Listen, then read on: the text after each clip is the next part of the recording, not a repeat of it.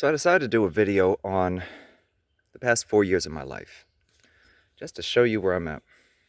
So I was in Washington, I was driving for Uber and Lyft, I was working on a book, I was networking with Uber and all of that, and I met the most wonderful woman in the entire world. I mean, she was literally the answer to every prayer I ever had for a woman. Like, I kid you not. So, number one, beautiful. Absolutely gorgeous. Number two, she's got a feisty personality. I like that. She can put me in my place. She's got an extremely kind heart. Extremely kind heart. She's the type of person that I feel if anybody ever made her feel bad, it's a sin. And I've sinned. No, she's basically a walking saint, in my opinion. And we dated for... So here's what happened. We got to dating and everything, and her college is over. So instead of trying to persuade, like, I don't even think I would have had to persuade her. If I'd have asked her to stay, she would have. I have no doubts. But I was unstable. So she goes to the airport, and I'm...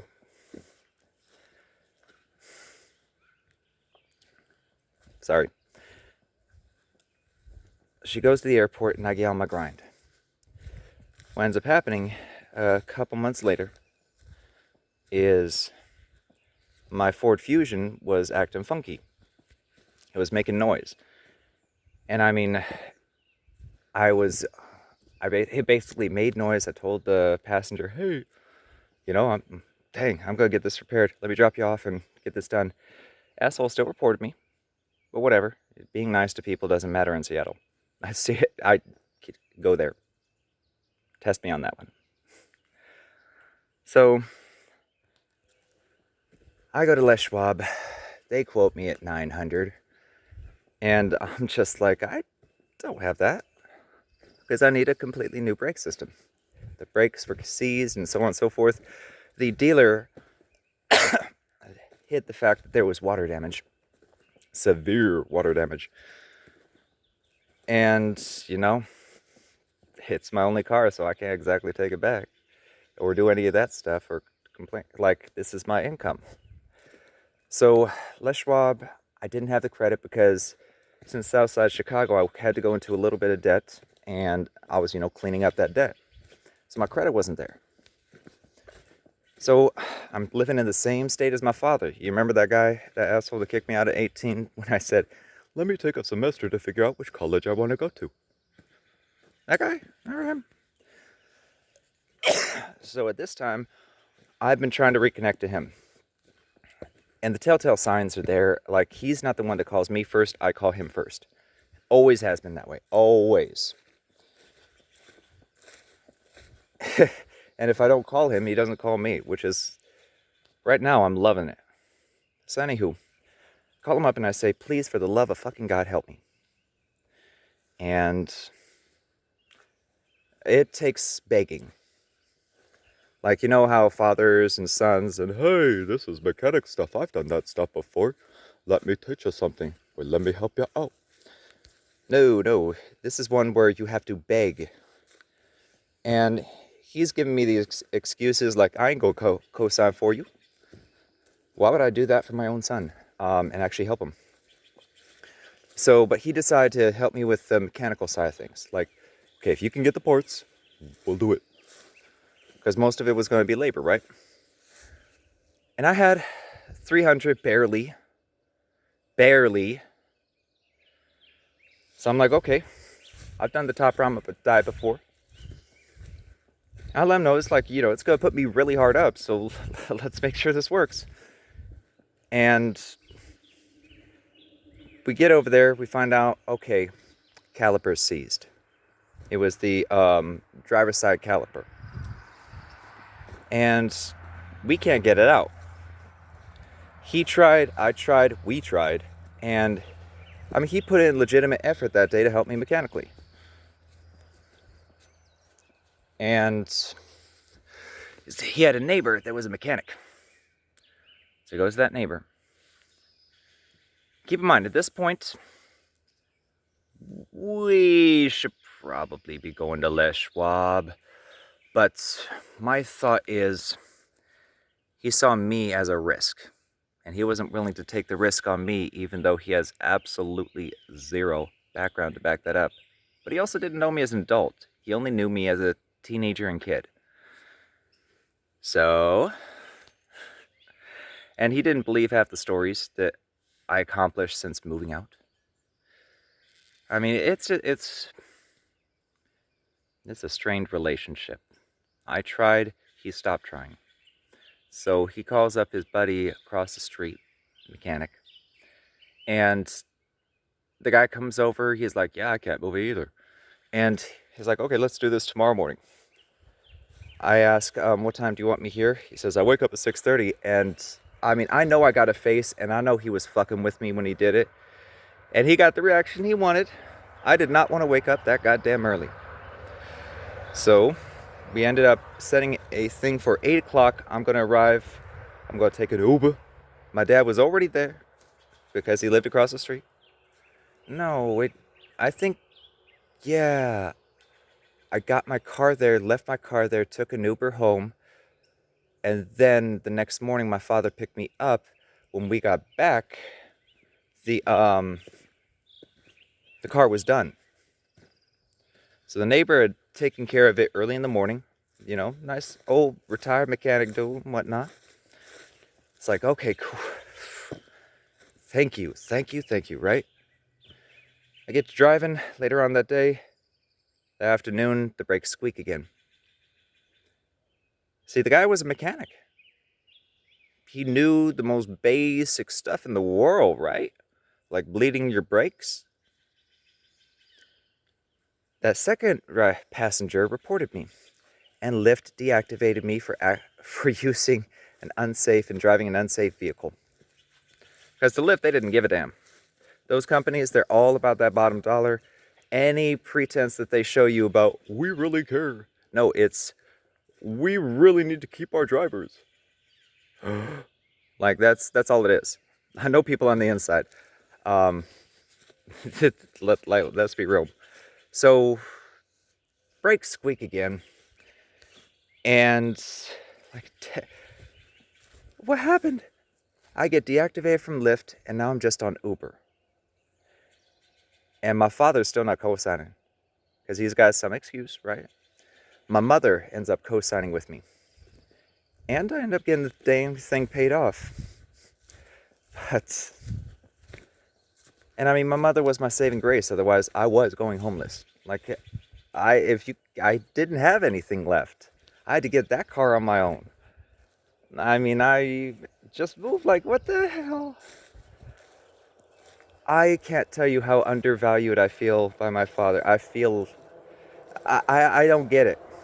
The man gave up on his wife. Like, literally, during that same time period, I met his girlfriend while he was still married to his wife. And I'm sure he's had at least one girlfriend since then. I'm not joking. She was living with him. And I was chastised for not being super overly polite. I was standoffish. And apparently I'm supposed to be friendly. Like, that's the thing. He saw his life for his life. And he didn't see it for, okay, I'm a family man. Or at least not with me. Like, he tried to spoil me as a kid and all of that. But ultimately what ended up happening is I lost Lyft, and with Uber, since they were my main thing, and I was doing this, I was piloting the Rideshare Commando channel. I was pushing the book that I was writing. I was networking with other influencers. I was growing my channel, and I networked my way to Uber corporate and was piloting a separate program for tourism that could benefit Seattle's economy. I mean, seriously, I am that guy, and I have proof for everything. Every single thing. So I was doing this all of my own volition. But I end up running into a hardline rule with Uber. Basically, no matter what you do, you're going to run into one-star rides. No matter what you do. And you drive as much as I did. I had thousands of rides under my belt, and I had been driving for a year and a half ish. Ish. So, I mean, yeah, I ended up triggering that 1-star ride because, people have bad days, and and there's traffic, and whatever other reason, they want to give a 1-star, like, oh my God, he broke up with me. Like, but those 1-stars do add up, and they, at least back then, they triggered a rule. So I get deactivated from Uber.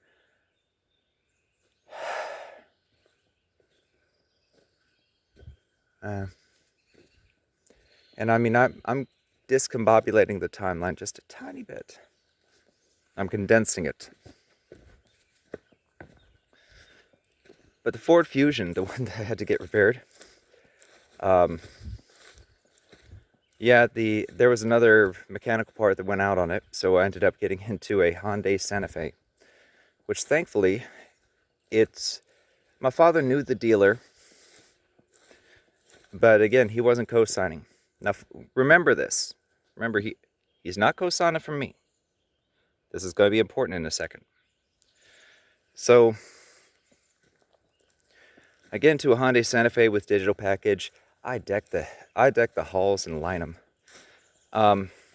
I probably had one of the more comfort rides in Seattle, meaning I had more amenities for other people, and it was set up really good. I got videos and everything. It's probably on this channel still. But you could see the inside of that Santa Fe Sport, and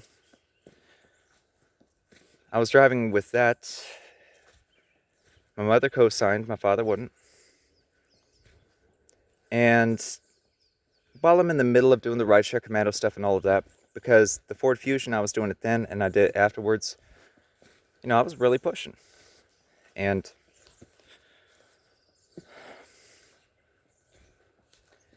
he ends up basically getting another car. He gets a used Hyundai. Keep in mind, he's already driving a brand new Hyundai Accent, right? He's like, hey daughter, you need to get to college and you need to be safe. So I'm going to give you this one car with a full-time payment, full coverage insurance that you can take.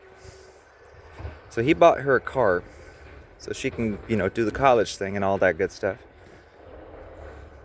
Wouldn't buy one to save his son from being homeless.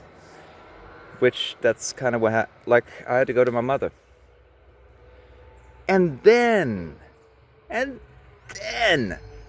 okay, this is my only source of income. No jobs are replying. Nada, right?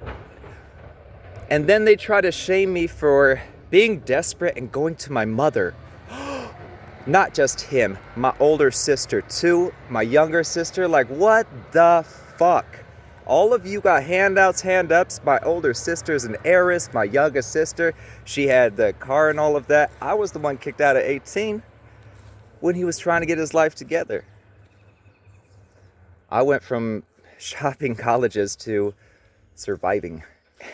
I know what it's like to dig through your couch, to dig through your car, just so you can have enough money to split a pizza bagel with your roommate. And that's your meal for the day. Not joking. I've been there. At 18, of all things, 18. So I got coffee teeth. That's why I'm trying not to smile too much, but it's good coffee.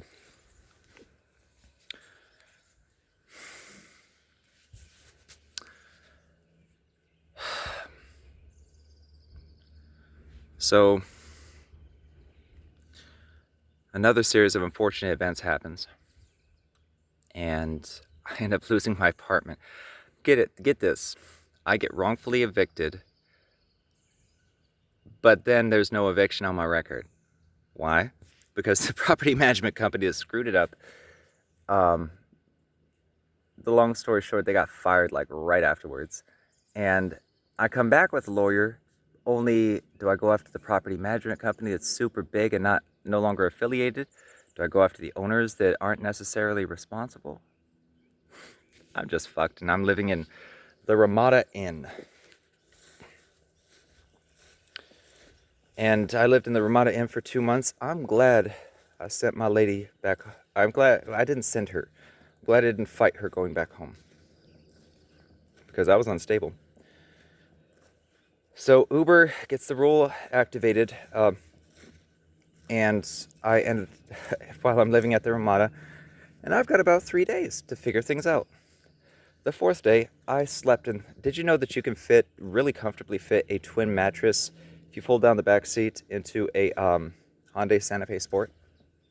It's cold as hell, but if you have the panoramic roof, you can lay back and fall asleep watching the stars, assuming it's not Washington and it's not freezing cold outside, and you don't have to pay for gas with no income.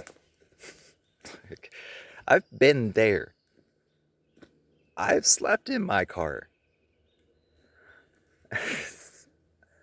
All right, so I decide, okay, I'm gonna bite the bullet and pay for another 2 nights at the Ramada. I've got enough money to basically buy a gun and all. I've got enough money to get by for a tiny bit. And I go to the Ramada and be like, hey, you know what? Let me get another night. He's cool with it. I drop the money. And then I'm making my final phone calls. You know, those ones where you're not telling anybody, you're just having a nice final last conversation with them. Because I'm giving up at that point. I have the most amazing woman in the world, and life keeps kicking me in the dick. So, and I'm texting her every day, and she doesn't know how depressed I am at that moment. My last call, and I am not shitting you, was to my brother, because he's my brother. Not my blood brother. Kevin, he can go fuck himself. He's definitely not fucking somebody else, because his baby maker's not working. You have no idea how happy I am that he can't bring the spawn of Satan into the world and then raise him the way that he raises children.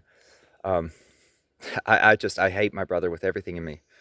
You have no idea how much damage he did to me.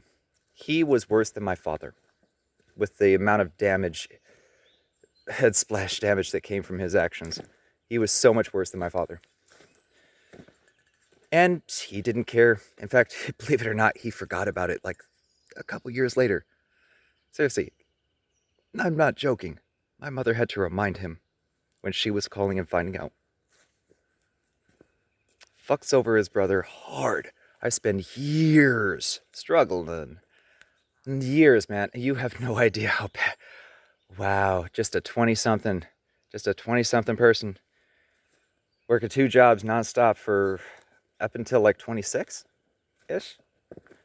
Maybe not that long, but I mean from 18 to definitely 23.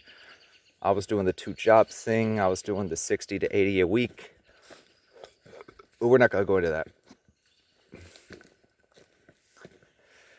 So anywho, on my final call, and I reach out to my brother, and you know, we just shooting the shit, and he says, dude, you don't sound all right. Like, I'm not all right. And I'm just laying it out to him because, I don't know, I just felt the need to be honest with somebody at the end. And he's just like, dude, you're going to come here, and you're going to come lift me, or I'm going to go up there, kick your ass, and drag you back.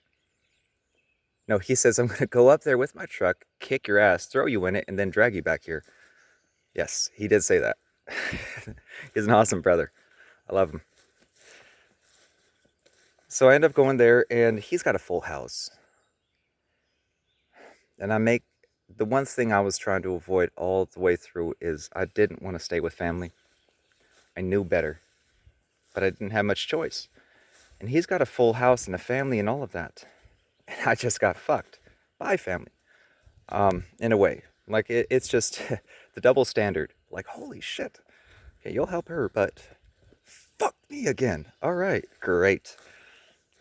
So homeless. And then I got to walk to my mother's with my tail between my legs. And don't get me wrong, the first couple months of adjustment, I mean, there's adjustment and all of that. But she's mean, like deliberately mean. When we say we're not heard, I was sleeping on the couch over there, right? And she would flip on all the lights, start just banging pots and all of that. And I've got sensitive hearing and vision. She knows this. And about month 7 or 8, when I just blew up, like, will you fucking stop? For the love of fucking God. Yeah, like I was going off on her. The type of shit I wouldn't say. But I just got tired of being woken up in pain. You know what I mean?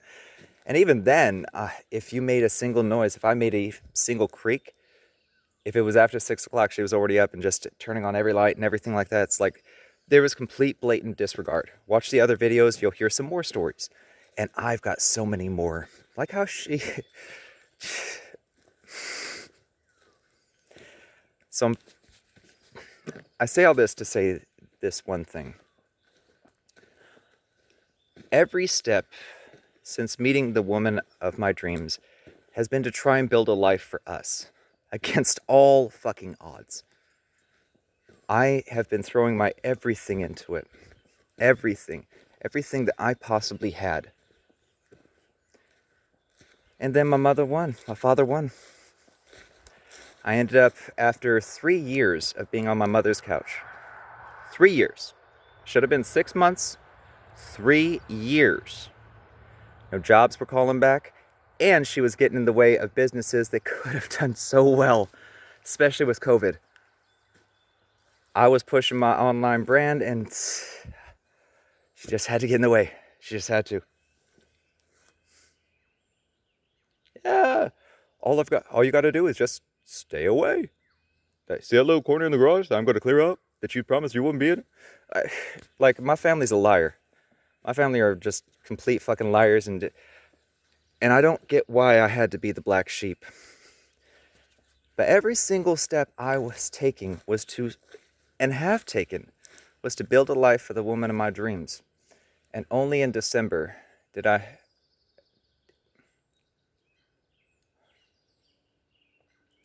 Last year, after years of increasingly toxic environment with my mother, and again, as I've said in other videos, there was a time when she said, hey, just tell me where you want this bucket so that I can go in and apply for jobs. I don't want to keep coming out here, every time you want something moved. She takes 3 steps, flips me off, and says, fuck you, with hatred in her eyes. I've never seen that before, and I'll never forget it. I mean, I tried to start 2 businesses. Both times she lied to me and got in the way. And made one she made unbearable, and the other she became a risk to it. I know brand image development, and I know sociology, and she doesn't believe me. Like, that's the thing, she doesn't believe me. And she thought I was joking because she doesn't believe me. Like, you have no idea the frustration that comes from living with my family. I wish I was adopted. I wish to fucking God I was adopted. Because then I would have had a better fighting chance. I've gotten screwed over horribly. And even now, I'm still fighting. I'm fighting to apologize for ignoring the most amazing woman in the world.